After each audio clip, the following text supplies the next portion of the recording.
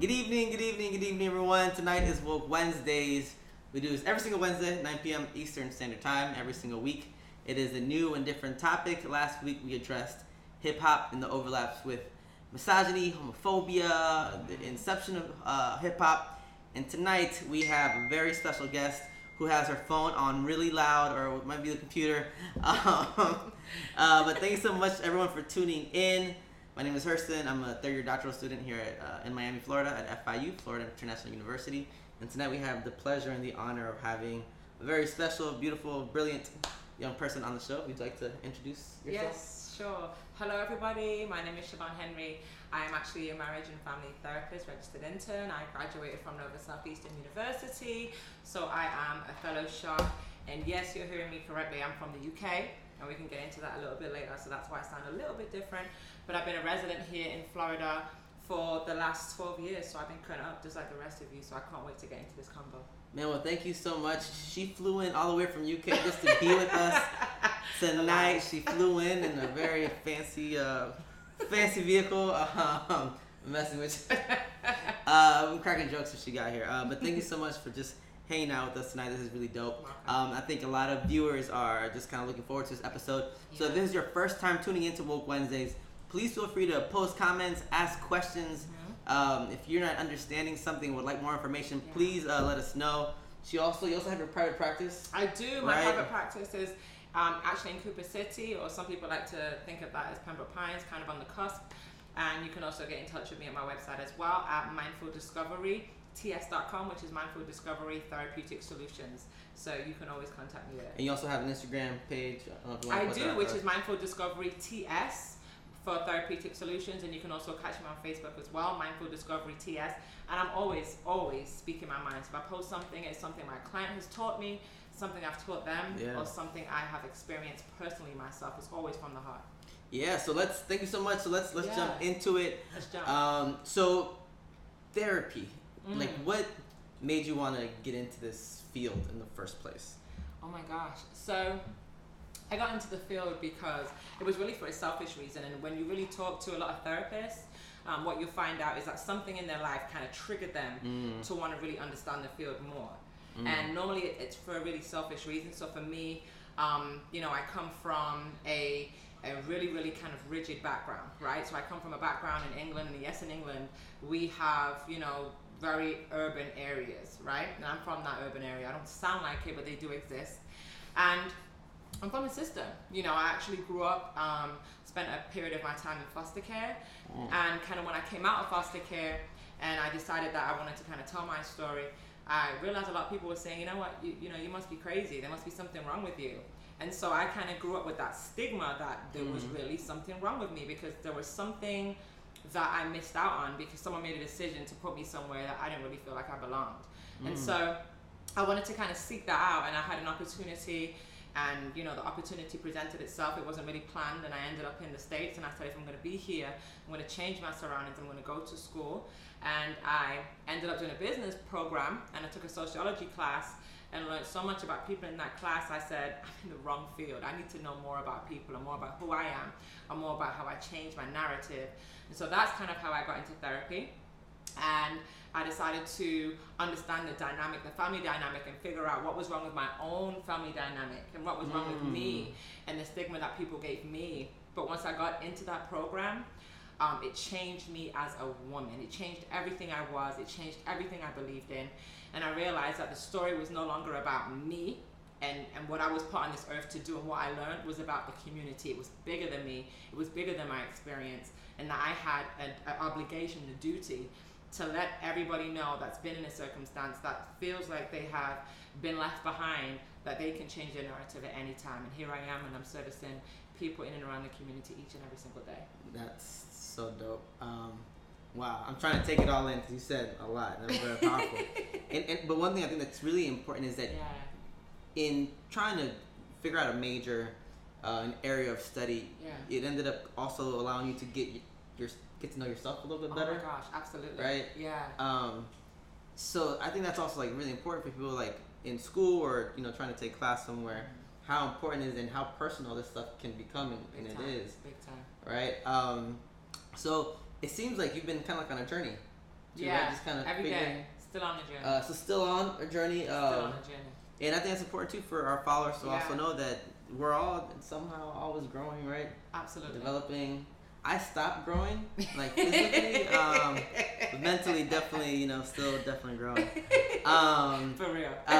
So you work in Broward, right? Yes. South Florida, and you work with predominantly, I remember you saying before the show, with 80% of your clientele are POCs, people of color. Yes, absolutely. So what made you kind of want to, I guess, was it like a decision that you made, or was it like people just kind of approaching you, a little bit of both? Yeah, I love that question. So I always knew deep down that I wanted to work with people that look like me. Because when I was younger, I had the opportunity and I was approached by an organization. You get a comment saying, I'm impressed already. Thank you. Yeah. I worked with an organization that kind of resembles, it was called Azuka, which is Swahili for support is paramount. And there were lots of individuals that were kind of like big brothers and big sisters in the UK instead of the US. And they kind of really helped you kind of understand who you were, and they guided you. So for me personally, it was really, really a big deal for me to work with people of color. But I think I was afraid to say that in the States because a lot of my professors, a lot of the people that I took from were not people of color. And so, being able to say that and be still supported through saying that was something that I really found hard to do because a lot of people don't understand that. And of course, I didn't want to block my blessings and I didn't want to block the coin. So I wanted to make sure that I was really open to working with everybody. But you'd be so surprised at how many people seek me out and Google me and say, hey, I mean, I'm on Therapy for Black Girls, right? I had a friend of mine say, hey, there's a website called Therapy for Black Girls. I put my face on there. I get so many calls, hey, I was looking for a black therapist. I wanted you to kind of help me. And when I'm on that phone with my clients and I'm getting to know them, I'm letting them know who I am, the way I operate, and if they're ready for the experience that they're going to have with me, if they decide to bring me into their lives, because I'm going to be a part of their world and I'm going to really hold them accountable. So I enjoy every single day that they request me, that they refer me, because a big part of my clientele is referrals. I get so many calls from clients saying, hey, such and such referred me, and if you're a mental health professional, you can neither confirm nor deny that these people are your clients. But it's such an honor to me that individuals think that I've created such a change in their dynamic that they would allow other people of color to reach out to me, and I know I'm doing something good. Man, that's so dope. Real quickly, read some of these comments. Ms. AK85 saying, I think one of the challenges of POC seeking therapy is the lack of therapists looking like us. So she's saying it's really great that you consider serving our communities.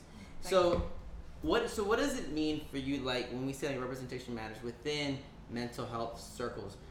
As a guy, as a cisgender, heterosexual man, it's hard for us to even to begin to talk about our feelings, right? Because of all the stigma that comes along with a dude talking about these things. So how important do you think it is for not just as a woman of color, but also seeing men of color in therapist positions, and also what has your experience been like also working with men? I'm kind of interested. In that So first of all, what it means for me, it means that I've been given an opportunity, but it also means that I've really taken on a role. And so I don't want to be a therapist that's all about quantity. I want to be about quality. And so I put myself in positions to continue to seek out information that is valuable to the community with people of color, right? And so even though we are few, we are mighty. And not everybody that necessarily looks and represents us in the right way. And so for me, it was really about understanding different cultures, different levels of, spirituality, understanding people from different corners of the earth. If my client tells me and they fill out an intake and they tell me, look, I'm from Ghana, Africa, I need to make sure that I'm understanding that it's not a country, it's a continent, and it's filled with different, cultural considerations. And I don't, I don't disempower anybody that comes into, an experience with me. And I call it an experience because therapy is an experience to me. I am having you experience the life that you've been living, and I'm helping you yet again change your narrative. And you're going to hear me say that so much, and I know we'll probably speak about it later. But when it comes to me dealing with, I deal with couples of color, I also deal with males as well. It's so cool because for me, I have this automatic trust. And I know that a lot of times we don't trust people of color, right? We're used to being let down by one another, and we're used to having that distrust. But when individuals know, it's true, we've been let down by one another, and I've been let down by people of color so many times. But there's something naive about us that really wants us to keep trusting and keep trying again and again and again. And so I made sure that I invested in myself the years, the quality, the education, because this is what I want the community to know. Things about us, they haven't really taught in books. We have to search and we have to seek and we have to find. When I went to school, we weren't teaching about people of color. We were teaching about the forefathers and individuals that came up with the notion of psychology and the different theologies of and ideologies of therapy, but nobody started mentioning people of color. And so that's something that's just being recognized just now. So we have to take the time to really go out there and really seek and really find that information. And when I'm dealing with men of color, I'm definitely making sure that I'm showing up as plain as possible, because that's what's most important. I want to make sure that that the lesson is important. But one thing my clients will always tell you, I speak about something called the spiritual code of conduct. And what that means is telling my clients straight up, don't act like you know when you don't know, and don't act like you don't know when you know. All right, rewind. Say it again. Spiritual code of conduct. Okay. So what that means is don't act like you know something if you don't know what it is, and don't act like you know something if you do not know. And I think culturally, we do that too much. We are always trying to make sure that we are put on a pedestal. We feel like we've been so wronged and we've been left out, and we've been shut out so much from so many different societies that sometimes we involve ourselves by seeking self-information, right, from friends that aren't necessarily educated in the right areas. Before we maybe qualified. Yeah, qualified. Before we reach out to someone that is qualified individual, you'll go to your friend and ask her for some information about what you should do about a situation, and they're not even qualified. So we need to make sure that we're invested in reaching out to qualified individuals, because we don't do that enough. But there's also a stigma, right? And this is kind of what we're talking about tonight. Yeah. That there is a stigma, and I can only speak from like POC communities because that's what I grew up in, that's what I am, that's what I'm around. Yeah, me too. I'm not really sure like how it works in other communities. Yeah. But especially as a dude, it's like, and and this is what Wednesday, so we talk real shit. We're like, yo, bro, like you a pussy if you try to do this shit. Like that's some real shit. So it's extremely stigmatized. Not only just POC communities, but also like for men, right? To seek, not only to open up with your boys, because that's also hard to do sometimes, right? But also to seek professional help. Yeah. Because that means that you're not doing it all on your own. You need support from somewhere. Real quick, I want to read a comment. Great point. Everyone that looks like us aren't qualified to serve us. Yeah. I can appreciate that you explore different cultures within our cultures. Yeah. And I see a lot of new folks tuning in tonight. Is it your first time on Woke Wednesdays? Tonight we're talking about mental health, specifically within POC communities. We have an amazing guest sharing her brilliance and insight with us tonight. And feel free to post comments and ask questions. You're extremely knowledgeable, so I'm sure you can. And I'm always learning. I never know it all. Yeah, so and that's amazing. I mean, the fact that you can recognize that, right, is extremely important. Absolutely. Real quick, Trey Torreson, or they brush off and said people with mental illness like it's not an issue when it actually. Oh yeah, if I'm understanding this correctly, is that in POC communities we'll like kind of brush it off as if it's not like a real thing. Like just get over it. That's not a mental illness. Like just get over it. Do you see this like in your clientele? Do you hear this from people that you interact with? All the time. And there is something that I think that we need to address when it comes to that. When people tell me the it's, I tell them that's an infantile tantrum. It's something that they know nothing about. That's what an it is. Say it again. It's IT is an infantile tantrum. Infantile tantrum. People don't understand what it is. When someone says get over it, what is the it that they're asking you to get over? What do they understand? And I think so many times that that stigma of whatever it is, people in the people of color community, they think that we're just these strong individuals that can withstand anything, right? I mean, hell, we went through slavery, so they just feel like we can just continue to keep taking the hits. And it's so easy for someone to say, especially to males, And you know what's so funny, because it kind of brings back, I love Music Soul Child, by the way, so I'm all about kind love. I was really thinking about the song Teach Me, but I like that song Oh too. yeah, Teach Me is a good song. Teach yeah. Me, right? What's the first thing he said? He said that he was always taught as a man, right, that he was not supposed to cry, and he had to work till he died. He had to provide, and that is so true in the male community. I can get my guitar real quick if you want to. Okay, we can. Okay. Don't have me singing, because you'll sign me up for a different career. Okay. Yeah, we won't say it. So, yeah, in the black community, I really feel like it is something that has not been addressed, and it hasn't been something that has been received well, because we hear things but we don't receive them. And that's something I always say to my clients in session. Okay, I know that you heard what this person said, or I know that you heard what I said, but did you receive it? Hearing something and receiving it are two different things.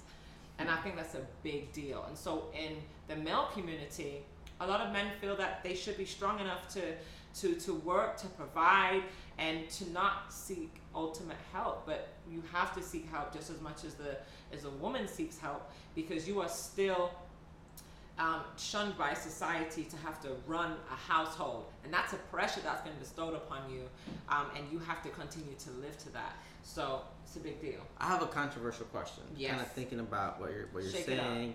And this is Woke Wednesday, so we get after it. Church historically has played a very central role. Huge. In, I would say, definitely Hispanic communities and definitely black communities. Yeah. Within an American context, right? Especially in black communities, the church has been a place to solidify and organize politically, right, for civil rights. And so I grew up in both churches. I grew up playing piano in both Hispanic and black churches. So I was just kind of in both environments all the time. And one thing that people tend to do, and one thing that we see in Hispanic churches, is that a lot of Hispanic churches, the congregations are oftentimes poor people, people who are immigrants, right, low levels of education, and they go seek a pastor for some type of guidance. Yeah. And it can be spiritual guidance, but in a way, it's a type of therapy. Yeah. Right. They're looking to this person or persons to be someone to kind of be a guide. Yeah. So, how do you think this overlaps with therapy? Yeah. And speaking of people who are qualified, sometimes people believe in God, and they'll say because they believe in God, the pastor is like a person that's automatically qualified to give advice on shit. So how do you feel about that as a person who does this professionally and is qualified and you've went to school for this? What do you think the overlaps are, and is that a gray area? It can be a gray area, but I don't view it that way. Remember that tonight, anything I say is based on my personal opinion. Yeah. And so for me, when I look at churches, that's where the care begins. That's your first step. So normally when someone goes to a church, not only are they someone that's invested in being better, in doing better, in receiving the word, in wanting to live in a different mindset, but when you go to church and you start confessing the things that you want to change about yourself, and you start saying, look, I need the help, I'm ready for the help, that's kind of the first step before somebody kind of says, okay, we're going to pray for you, but you know what, you might need some additional help. So I think sometimes the church can really segue into you really realizing that there really is a problem, because you go there to acknowledge the problem. And as long as you acknowledge the problem, for me, that's the first step of help. And so I'm all for it. I support that 100%, because people go there because they know that they are looking for something, and they want that something to be addressed and acknowledged.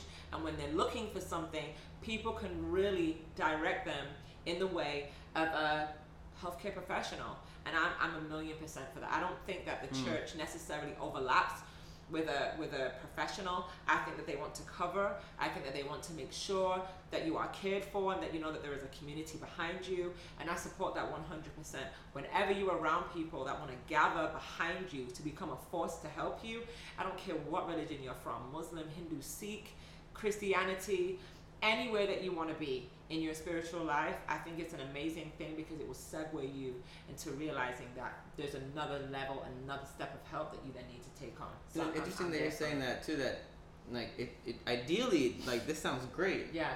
But it doesn't always work out that way. And I guess that's kind of my point. Real quick, let me read some of these comments because we're blowing up, bro. Let me see. Ms. AK's church has been kind of productive to mental health. I think you're just told to pray and have faith. Yeah. True word. I'm not sure if I'm saying that correctly. Is saying, damn right, Ms. AKA. Rarely do you receive functional feedback and assistance. Lely _ MC11 saying, I agree. Ms. AKA. True word. Having you look for help outside yourself and not seek to figure out what to do within.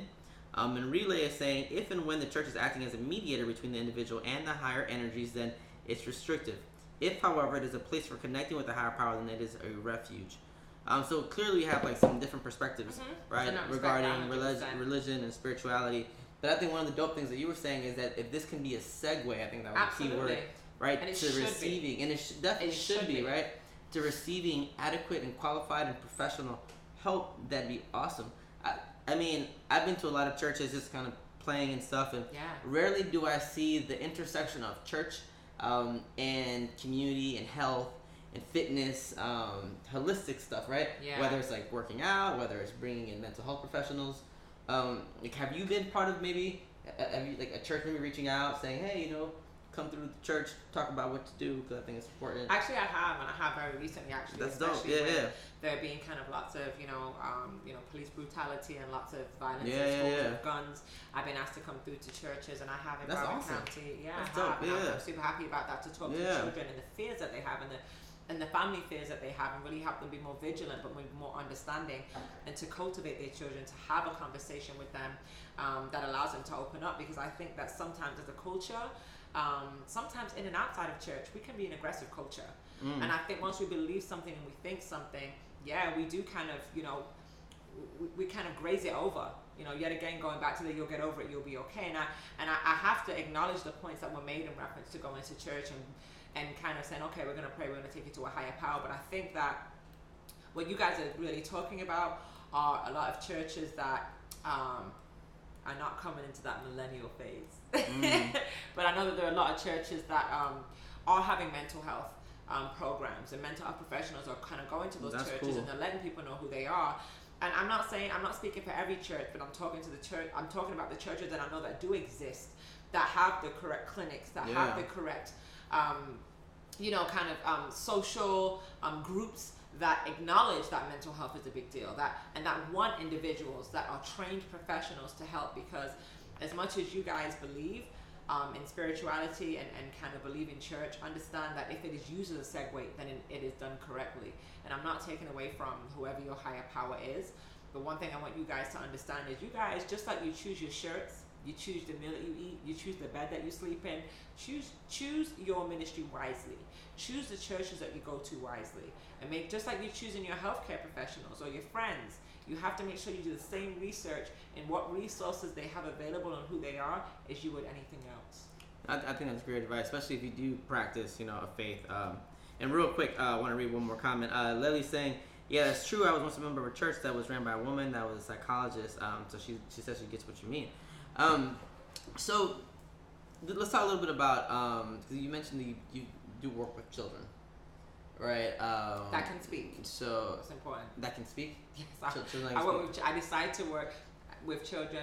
I work with families. So as long as they have children that can articulate, so that I can make sure that I'm understanding what they need from me, that's a big deal. So yes, I work with children. That can speak.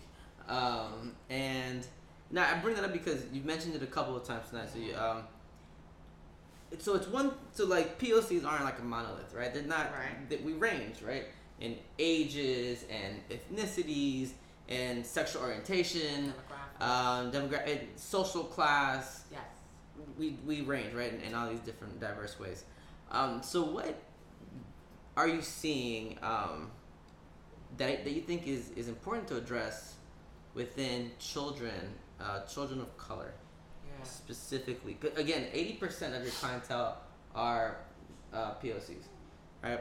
So what do you see with children that maybe alarms you, and it's like, shit, like we need to do better? So what are some things that you kind of been seeing? Woo! We ask good questions on Wednesdays. We ask good questions. That's a good question. Listen, I think he's calling me out to get real, and what I want the audience to know is I've never had a problem with that. So let's go there. First of all, when you say children of color, you have to be very clear with me because we're all children of color, and there's a child in everyone.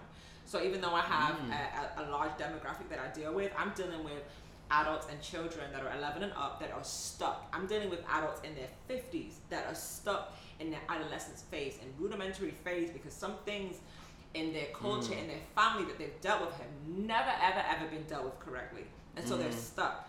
I'll tell my client, okay, so you're stuck in 1983. Okay, so you're stuck in 1972 because... It's before my time. Some of it mine too.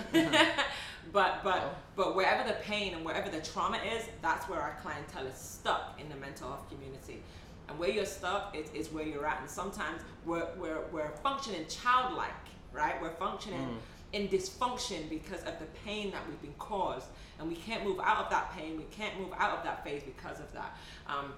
But some of the main things that I've seen is a lot of the people of color in our community are not able to be authentic. They are trapped in the generation of where their parents came up. And their parents have not seemed to be open to new times, to new ways, to new teachings. They want them to be traditional. They don't want them to lose that traditional self. They don't want them to lose their culture. And every POC that I deal with, they come from somewhere, right? Because we're all the origin of us is from somewhere. And so they want to hold on to that culture. And I think a lot of the children here that maybe are Americanized or, are kind of living in these times when they're not doing things that show generationally that where their parents are, there's rejection. And with rejection comes, someone that is going to act out, someone that is going to cry for attention, someone that is what we call a quote-unquote symptom bearer. What is a symptom bearer? A symptom bearer is if there are things happening within your home and they're not being dealt with correctly. A parent of color will come to me and say, my child is, needs help, needs mental help. Why? They're acting out in school, they're not doing their homework, they're talking back at home, and all these things are happening, but 4 or 5 sessions in, there's a divorce, someone's cheating, there's beating going on, there's something else happening. That child isn't able to be their authentic self in the home, so in the school they're acting out, in the neighborhood they're acting out, in social circles they're acting out. No one can understand their behavior, but you can understand it when you get to the root of the problem, and it always starts in the environment or it starts at home. Real quick, there's kind of piggybacking question off of what you're saying. Hallie _J_ is asking, do you think that social class or color has more to do with stigma against mental illness in children? So kind of comparing, like, the children, I guess, who are maybe I would assume it's a combination, right, of both that makes it even more just kind of detrimental. I mean, absolutely. First of all, it's the resources. So, social class is a big deal because we're not pulling on the resources. The resources that are available to us, we don't pull on them. I know for a fact, the way I was raised, it was go to work. You don't have no problem. The only problem you have is figuring out how to raise some money to bring back into this house. So I don't think that we acknowledge it. And of course, that's going to move into the way that people look at us and the way that people judge us. And of course, if you look at the color of one's skin, I think now they're realizing that a lot of children are born with anxiety. They're born with the trauma. They're born knowing, and it's only now that the mental health community is realizing that people of color have been oppressed for a very, very long time. We didn't just wake up oppressed. We were born with this. Anyone that picks up a book and starts to read about the history of people of color will just become oppressed with the information. And so sometimes it's how we use that information. It's how we learn that information. It's where we learn where we come from. I know an individual that was, they had, some studies in history, right? As soon as they started learning history, they started learning Black history. I knew an individual that was reading 2 books a day. The more he learned about Black history, the more he became angrier and angrier and angrier on a daily basis at the opposition. Who is the opposition? People that weren't of color. And so you have to understand that the information sometimes holds the key to so much anger. And our children are born with that. If you're in a home that is, filled with individuals from the system, in the system, a child of a mother that is burying that child that is born because the parent is incarcerated, because they know that the father before them was incarcerated, and they're born through that, knowing that they were single, knowing they had to figure out what to do, knowing that they were going to be on food stamps, knowing they didn't know where to live, knowing they were going from home to home. That's already oppression right there. When you're born into oppression, you act like you are someone that's oppressed, even if you know it or not. Wow, this is powerful stuff. I'm trying to process everything. I'm supposed to be hosting, but I'm just processing. Wow. Real quick, I see a lot of people getting on, new people. Tonight we're talking about mental health and POC communities.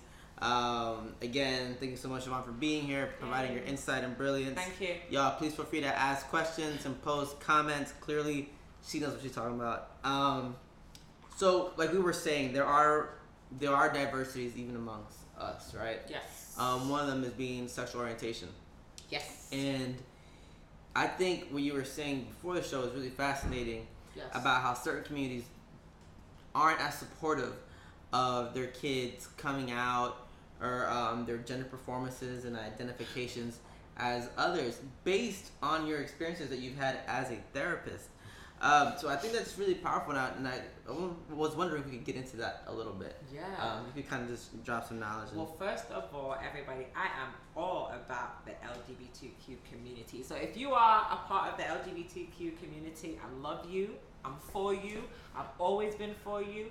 Thank you so much for being strong and powerful, and for standing up for who you are, and just for being a part of the community, point blank, period. We need you, and we're not going to stop loving you. I am not homophobic by any sense of the word, and if I find out or sniff that anybody in my circle is homophobic, we're going to have that conversation.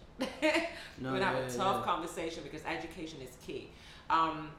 It is still something, sad to say, that has not been accepted in the Black community. And I know that when people think about Hispanic communities too, though, you know, this is, Hispanic, you know what, and that's so funny, because, you know, when I say, you know, the word Black, I think I generalize that, because I just mean anybody mixed with any type of color. Anybody that has any type of shade, to me, that's just how I feel. Anyone that has any shade, no matter how light or dark it is, on that color scale. You have a tan. You might be in the community. To me, you're a person of color. I feel you. But what you were saying too before the show is that in our communities, you're just not seeing the level of support that you see in other communities. No. And this is based on your professional experience. Yeah. So can you kind of get at that a little bit? I deal with the LGBT community, and I am ride or die for them. You know, I definitely make sure that I service that community. Transgender also, so I'm not opposed to anything. I'm open to anything, and everyone, right? And everyone. Yeah. And I want people to know this, that we, for some reason, feel that we need to disempower them because their view is different, and that we don't allow them to have the same views, to have the same rights, and we don't empower them on a daily basis. And why? They're afraid.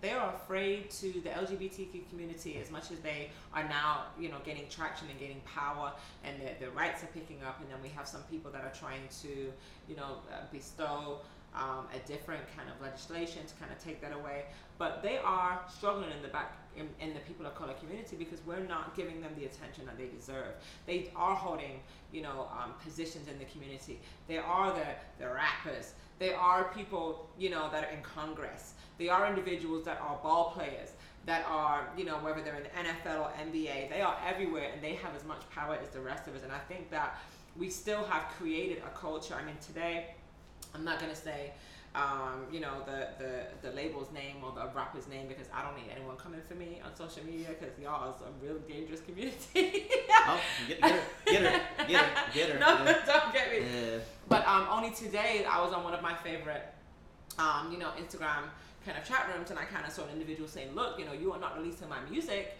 because you found out that I am someone that likes the same sex. And, you know, because you found that information out, now you're withholding the talents, but before that you said that you believed in me.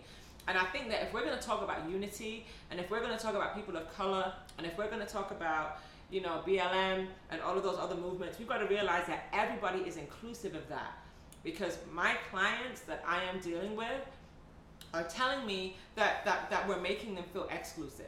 right? We're making them feel excluded. We're not making them feel inclusive in any sense of the word. And they worry about what bathroom they're going to go to. They worry about how we're going to look at them. They worry about, you know, how we talk about them, and they worry about how we whisper at them, how we look at them. And here's one thing that I do. If you know me personally, I know I told a lot of people to tune in tonight. I started doing this a few years ago. When I text someone, when I call someone, when I see someone, here's how I greet someone. How you doing, handsome? Unless you're married, then I watch myself. But how you doing, handsome? But they're engaged. It's a go. Stop it. No, not even. How you doing, beautiful? How you doing, gorgeous? Yeah. Because empowerment is so important to me, and beauty is always in the eye of the beholder. She came through tonight and she was like, "Damn, Hurst, you look so tall tonight." And I was like, "I appreciate you. I appreciate you so much." Real quick, let me ask you a question. DJ Max is asking a very important question. Please. How would you recommend that someone confront their parents about not being hesitant to telling the child's grandparents that they are in the LGBT community? Okay, so what would you recommend to someone's parents explaining to their parents about their grandchild identifying LGBTQ? Does that make sense? No, it doesn't. It kind of does, but I'm going to kind of rephrase it in my own way. If you're a therapist like me or a mental health professional, we do a lot of rephrasing. We know what you're trying to say, but we got to kind of say it for you. Go. Action. Go. First of all, you know, when you are someone that wants to come out, or you want to educate somebody or psychoeducate somebody, this is one thing I want you to know. The LGBTQ community, they're no different than we are. They have the same brain, the same power, the same job, the same cars, the same house. You know, they're no different. And so if you are wanting to kind of come out, and I had a young gentleman that came out very recently to his family, a Caribbean family. They were from Jamaica, and he told me, you know, I have tried to kind of drop clues and hints and just kind of see how, you know, feel them out. And they let me know that if that was going to happen, then I would disown you. I don't want anything to do with you. That's not what I want for you. And so for me, I would ask yourself, for someone that wants to kind of educate their individual family, I would want them to educate them on everyone that's successful, everyone that's strong, everyone that's empowered, and not educate them like it's some kind of a disability. We want to make sure that when you're talking about the LGBTQ community, you're making it a conversation, not a tough conversation when you're trying to find the right time. It should be a conversation that you can freely and openly have, because homophobia is something that's real, and it's only real if we kind of pussyfoot around it. We have to make it an open conversation that we can have at all times, because this is not something that is an illness, right? This is something that's normality, and society doesn't get to tell us what we should and shouldn't be doing at certain phases in our life. So you should always have that conversation only when the person's comfortable with themselves. When someone's comfortable with themselves, that's when you are more empowered, and you can continue to empower other people. But if you're not comfortable, that's when things will change. In your experience, do you think that part of this, because before the show you were also saying that, based on your professional experience, that it's been in white communities where you're seeing people being more supported that are trying to come out to their parents, as opposed to POC communities. Yeah, I want to be honest about that. I've seen a lot of Hispanic communities where, I mean, I'm not saying it happens in all, right? I'm not going to generalize, but in my experience, I've seen where a lot of Hispanic families are very just anti. I've seen the same thing in black families, and sometimes they use the church as a reason to also disenfranchise. So kind of what are your thoughts on that? What do you tell folks who are trying to come out when they tell you these types of experiences? So first of all, I know you mentioned church, so I want to bring that up really quickly. There's the favorite 3 words that I love that church folk use, something that they pride themselves on, and I hope that they always live by, and that's come as you are. Okay? So when the church says come as you are, that means as who you are. Okay, not what you are, who you are. And that's something that's so important. So we don't get to, you know, determine what or, you know, or who that is, right? However you are, however you present yourself to the world, that's what I expect from church folk, right? Otherwise, you're a wishy-washy Christian. That's a whole other conversation for a whole other show. Wishy-washy? What does that mean? No? Wishy-washy. But in my experience and in my clientele, I have noticed that people of color have not been additionally supportive at first glance, primarily. when somebody has come out to their family kind of stem and said, sorry, talking in clinical terms, to their family unit, to their family, and said, hey, this is who I am, this is how I live, this is what it is. But I have found that people, you know, that are white, Caucasian, they seem to be the most supportive. They seem to be like, okay, no problem, that's awesome. You know, teach us, how do we need to learn? What do we do to make you feel comfortable? Are you a he, she, they, them, zen, z? You know, are you male to female? Are you female to male? But in the black community, we're just not asking questions. We are shut off, shut down. We don't want to know anything. It's almost like we look at somebody as being broken. Right? Broken. You know, you weren't made right. When the factory were putting you together, they missed a couple parts. And that's kind of something that we really need to get over. Right? Yeah. And we need to get over that because it's a really big deal, because we are not being clear-minded when we are trying to objectify other individuals based on their beliefs. Because I think individuals that are same-sex or that are bisexual are the most open individuals in the world, because you know why? They have this huge pool. It's kind of like in a candy store. They get to have a little bit of everything. And I think that's a dope place to be at. So kind of building from all this that you kind of been saying, how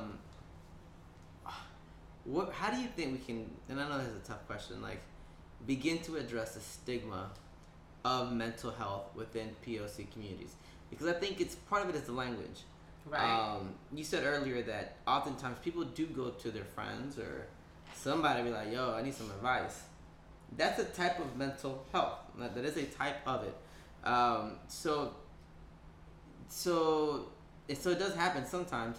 So how do you think we can begin to address the stigma within in all communities, right? But specifically within POC communities.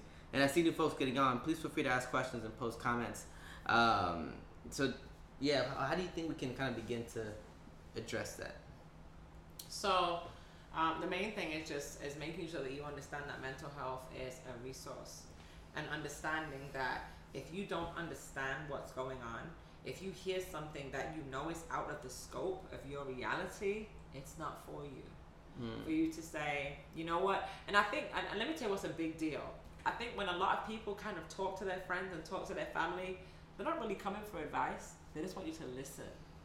And I think in the POC community, a lot of people are caught up with trying to give advice by what they've learned on social media, or what they've seen play out in other relationships, or what they've seen play out in past kind of experiences in their family. And when you see those things, just because someone, I love this phrase, different people get different treatments. Just because you've seen it, and just because someone else has told you about it, doesn't mean it's happening to you, doesn't mean it's happening to somebody else. You don't get to, have that, you don't get to make that call, right? So you have to be open to telling your friends, look, you need to go see a mental health professional. And while I'm at that, I'm going to use this to kind of dig at my POC community. Dig. Okay. So now it's coming out a little bit. Okay. When my clients call me, I tell them straight up, if you are going to have an experience with me as a therapist, I'm going to be tough. If you're not looking for a tough therapist, if you're not looking for a change, I'm not for you. Call somebody else. And they'll say, no, I really need that. I really want that. Make sure, because, and I'm going to tell you why. I had a client call me once and say, my wife is uncomfortable with you. And I had these calls before. My wife is uncomfortable with something that you said to her in the session, and she doesn't feel like coming back. I said, oh my God, that's amazing. He said, will you talk to her? I said, absolutely. He said, well, why is it amazing? I said, it's amazing. I said, well, just make sure you call me later, okay? And the client seemed so confused. And he kind of felt like I was being a little bit facetious, and he didn't understand kind of the way that I was kind of, playing it. The wife called me that evening and said, you said some things that made me uncomfortable. And I said, that's great. And she said, well, why is that great? I said, that's exactly where I want you to be. She said, why? I said, because change is uncomfortable. This is what we need to understand in the POC community. If the conversations you're having don't make you uncomfortable, you're not growing. You're not changing. You're not learning. If you're only having conversations in the scope of your reality, of things that you think that you know, and you're like, no, I get that, yeah, you need to stay where you're uncomfortable, because then you're changing. And that's what I'm all for. And when I told her, rewind real quick? Can we rewind and refill? Rewind? I mean, what? Rewind a little bit. Ooh, that was a line right there. Go ahead.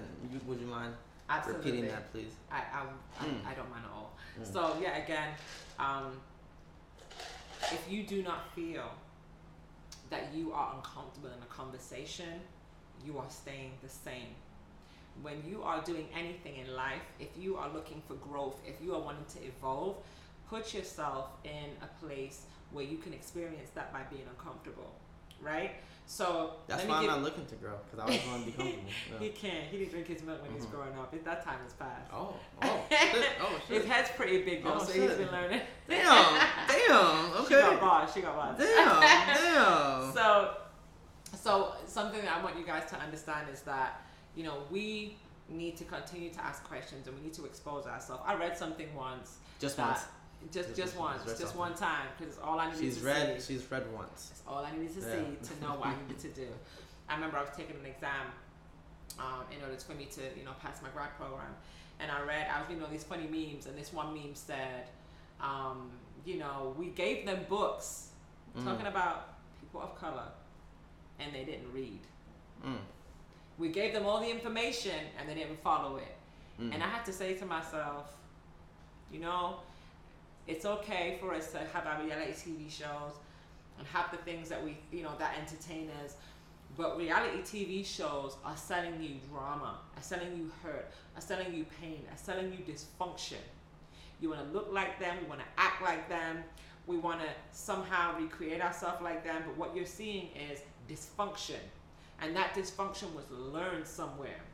When my clients show up and they can't hold down a good relationship, or they're in a dysfunctional relationship, or they're coming out of a dysfunctional relationship, or they can't get out of a dysfunctional relationship, my main question is, tell me about your mom.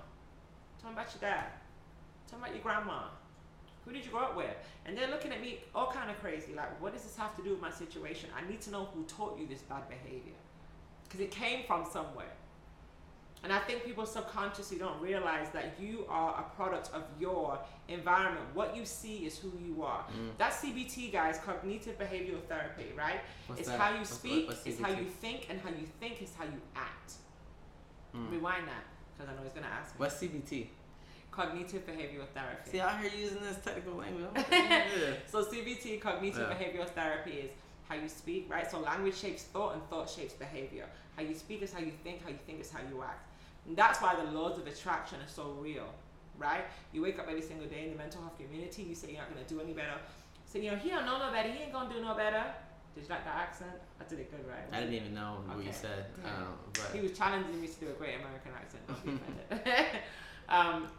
But sometimes when we wake up every single day and we tell ourselves that we're not going to be any better, or, you know, we come from this background, you can break every single generational curse that has ever been put behind you, right? Ever been put, I say behind you, not before you, because it's behind you. I have broken generational curses. Me being today here in Miami, Florida, I'm not from here, but I'm here because I broke every single generational chain that they said I would never break, and I'm here. And I'm a product. I'm a product of what happens when you invest in everything that they say that you cannot have. If there's no door, I'm making the door. I'm making it happen.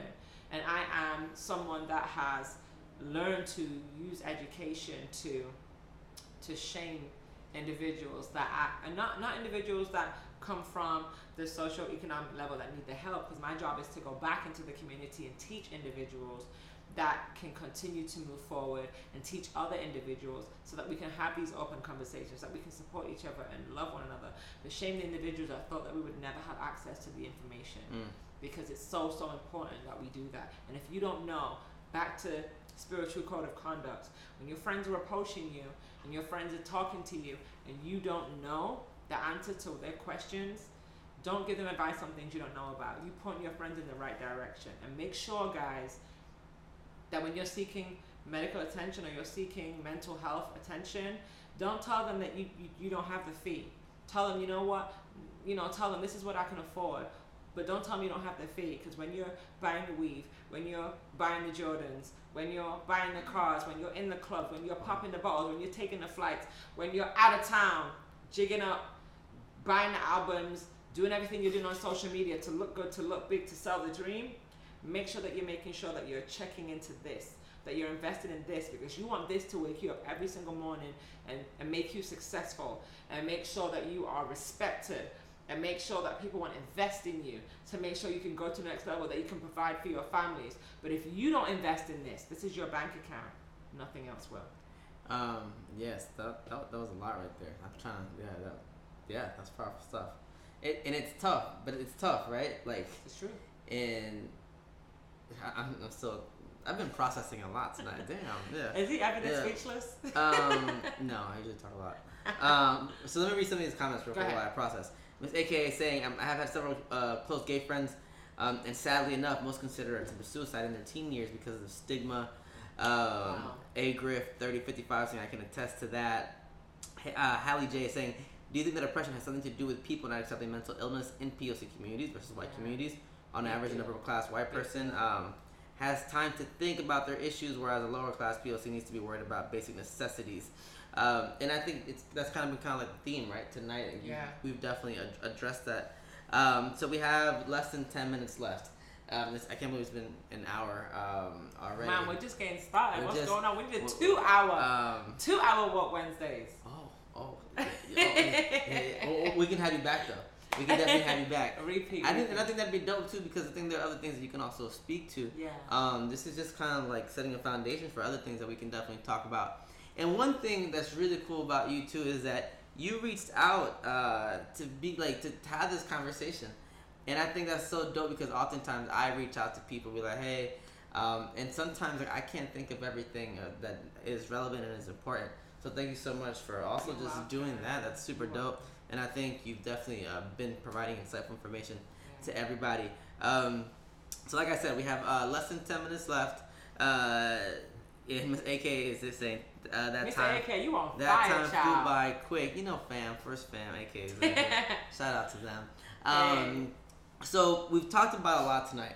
We've talked about mental health, talked about POC, we talked about oppression, we talked about race, ethnicity, we talked about sexual orientation, gender expression. We talked about so much tonight. But if there's one thing, we even talked about church. And if there's one thing that you could kind of leave the folks with AKA saying this is definitely worth a part 2.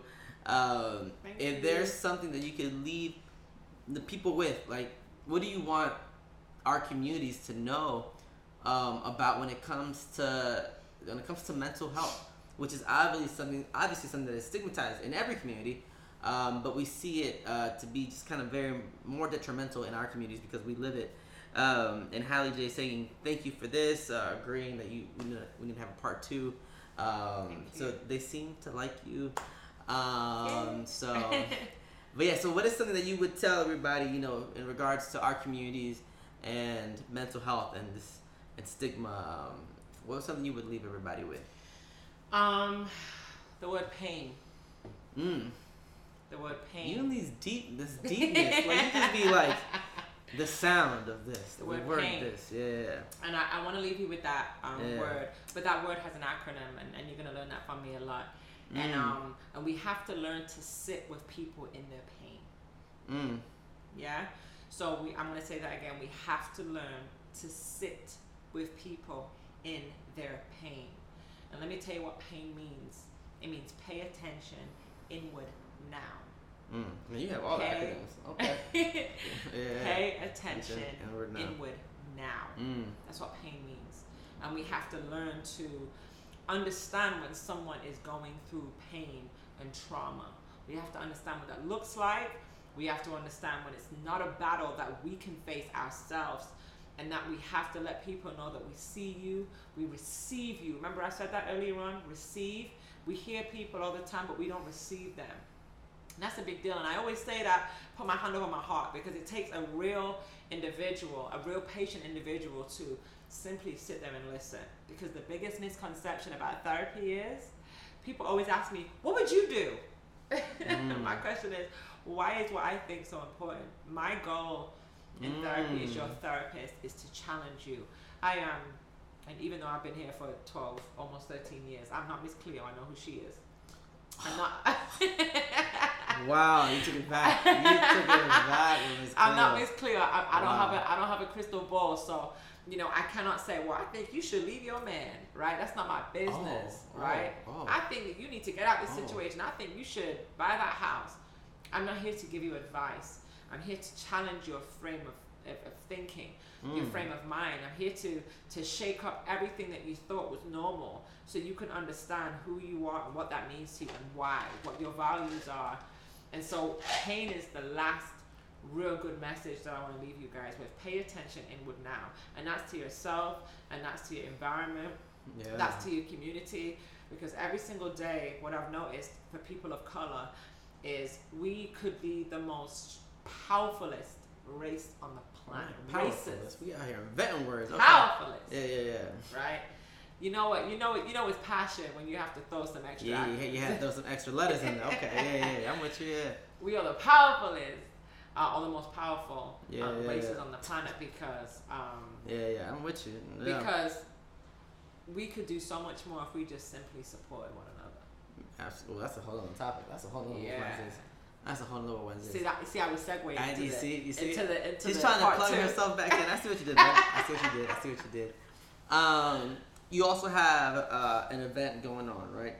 September 29th. Can anyone? Everyone? Yes! Oh my gosh, I'm so excited. If y'all want to meet this lovely guest, let them know. Absolutely. Let them know. I am a huge supporter of the Divine Nine. I love the Divine Nine with all my heart. I love everything. Look at this one. Yeah, absolutely. I love everything that Divine Nine has done, and that's been a huge kind of fighting force for me since I've been here in the States and really learning about what that is. For the last 12 years I've been here. I love all of you guys and what you do every single day. You guys are very close to my heart. We have a lot in common. But on this guy, on September 29th, the Jacaranda on Sunrise, in Sunrise, we have a golf tournament that is going on. It's a part of the Delta Sigma Theta Sorority Incorporated, which is a part of the Broward County alumni chapter. And of course, they are a part of the nonprofit organization, which is the Delta Education and Life Development Foundation. I am one of the members of the board. I'm a chair-appointed member, and I have been working ruthlessly with the amazing chair and the team and the other board members to put on this event for the POCs, the children in the community. There's going to be lots of celebrities there, which I'm not going to kind of give you a spoiler right now. But it's a charity event. You guys come through, play golf. Let's remove the stigmatism because we can do anything, right? Including play golf. There's a banquet as well. There's so many prizes and sponsorship. Two hole-in-ones. First hole-in-one is actually going to be a Jaguar. You heard it first, a Jaguar. The second hole-in-one is a $10,000 cash prize. What? Absolutely. Of course, my company is sponsoring Mindful Discovery Therapeutic Solutions. Hey, as also, of course, you're going to see lots of different ways for you guys to get involved. So you guys can always come back to my page and kind of visit me there, which is Mindful Discovery, T for Thomas, S for Sugar. Please come see me. Mindful Discovery TS, Facebook and Instagram. Absolutely. Get to know me, and I'm always here to support. Man, thank you so much for being on the show tonight. Indeed, a pleasure and an honor. I think everyone got so much out of it. And if y'all missed this, if y'all just now tuning in, I'll be posting this to our Instagram story. It'll be there for the next 24 hours. And I'll be posting it to our YouTube page. Feel free to follow Woke Wednesdays on YouTube as well, where I post every single show. Thank you so much for tuning in. Thank you again for being here. We're going to end with unity. I'm going to end with some drinks. Y'all have a good night. Thank you so much, and we'll see y'all next week. Bye. Thank you so much for tuning in.